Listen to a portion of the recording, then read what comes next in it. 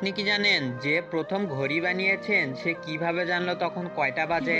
আমরা চোখ দিয়ে সবকিছুই দেখতে পাই, কিন্তু চোখে কিছু পড়লে সেইটা কেন দেখতে পাই না? বিষের মেয়াদ শেষ হয়ে গেলে বিষটা কি আরো বিষাক্ত হয়, নাকি বিষক্রিয়াতে লোপ পায়? ভাইয়ের বন্ধু ভাই হয়, বোনের বন্ধু বোন হয়, তাহলে বউয়ের বন্ধু বউ হয় না কেন? গন্ধ লাগলে সবাই থুতু ফেলে কেন? গন্ধ তো নাকে লাগে। পরিশ্রম যদি সাফল্যের চাবিকাঠি হয়, তাহলে গাধা বনের রাজা নয় কেন?